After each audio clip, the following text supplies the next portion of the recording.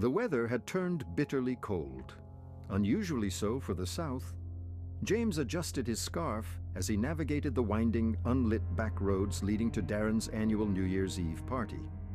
Darren's house was nestled in a wealthy, secluded neighborhood surrounded by dense woods, a setting that was picturesque during the day but unnerving at night. As James drove, his headlights caught a figure on the roadside. A woman, pale and motionless, stood among the trees, wearing a flowing white gown that fluttered slightly in the cold wind. The sight sent a chill through him, but he drove past, reasoning that stopping on such a desolate road could be dangerous. In his rearview mirror, James saw her turn to watch his car disappear into the distance. Shaken, he arrived at Darren's house, which was brightly lit and bustling with guests. The warm glow of laughter and music helped James shake off the unsettling encounter. But the image of the woman lingered in the back of his mind, her stillness unnatural, her presence an anomaly in the otherwise lively evening. The festivities carried on into the night with glasses raised to toast the new year. James stayed behind to help clean up after most of the guests had left. By the time he got into his car to head home, the clock had struck 1 a.m. and the surrounding woods were wrapped in an eerie silence. A warning light on his dashboard flashed. Low tire pressure. James dismissed it, assuming the cold weather was to blame, and started down the same dark road he'd taken earlier. The winding path felt more ominous now, the trees closer, the shadows darker. As he drove, an unsettling sound reached his ears, the rhythmic thump of metal on asphalt. His car slowed to a halt and James stepped out to investigate.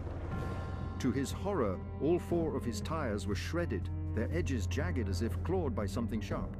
A sinking realization hit him. This was no accident. The silence was deafening. Then a twig snapped in the darkness. James turned, his flashlight beam cutting through the trees. Standing at the edge of the forest was the woman in the white gown. Her face, now visible, was horrifying, pale, gaunt, with half of her jaw missing and her eyes locked onto his. "I see you," she whispered, her voice soft yet chilling. James stumbled backward, heart pounding. "Can you see me?" she asked again, her voice now closer, though she hadn't moved. Fear consumed him. James turned and ran, abandoning his car. He sprinted down the road, her guttural whispers following him. When he finally reached Darren's house, he pounded on the door until Darren's mother let him in. Safe inside, James recounted his encounter. Darren's father called the police, who promised to investigate the area.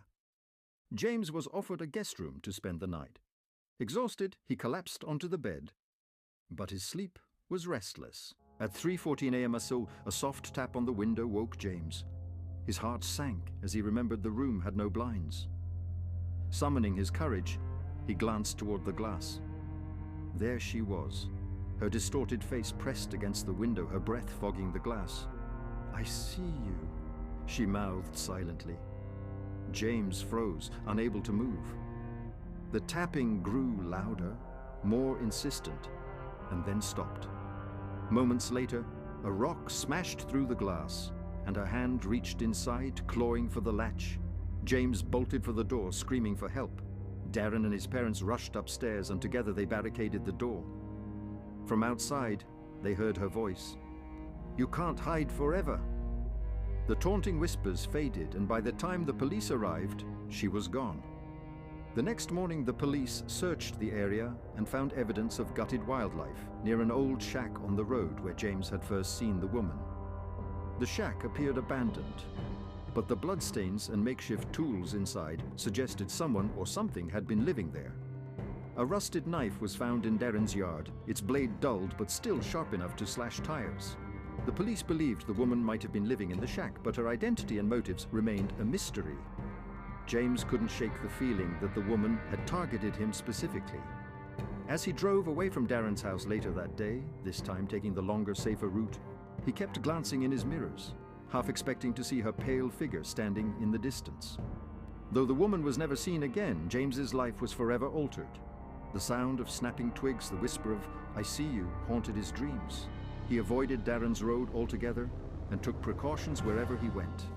Yet every New Year's Eve, as the clock struck midnight, James couldn't help but glance into the shadows, wondering if she was still watching.